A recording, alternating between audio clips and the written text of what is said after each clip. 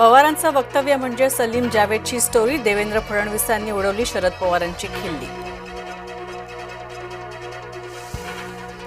देवेंद्र फडणवीस मराठा नेत्यांना संपवण्याच्या तयारीत आहेत. मनोज जरांगे पाटील यांचा खळबळजनक दावा. विरोधकांनी ओबीसींसाठी काय केलं? मराठा आणि ओबीसी समाजाला मुख्यमंत्र्यांनी न्याय दिला. चंद्रशेखर बावनकुळेंचं वक्तव्य.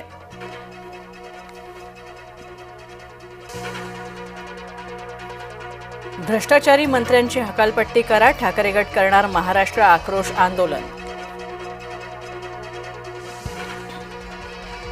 पंतप्रधानांच्या हस्ते 3 वंदे भारत एक्सप्रेसचं उद्घाटन. नागपुरातील अजनी ते पुणे धावणार वंदे भारत एक्सप्रेस.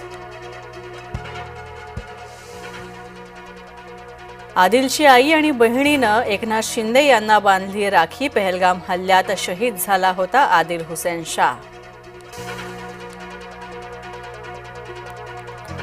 शिवसेनेकडून श्रीनगरमध्ये महारक्तदान शिबिराचं आयोजन. महारक्तदान शिबिरासाठी उपमुख्यमंत्री एकनाथ शिंदे श्रीनगरमध्ये.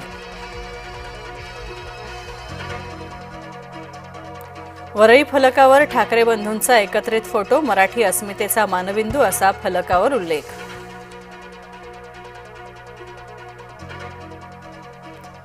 कधी ईव्हीएमवर शंका तर कधी मतदार यादीवर शंका. जनता का नाकारते हेही लक्षात घ्या. शरद पवार आणि राहुल गांधींना केशव उपाध्यायांनी सुनावलं.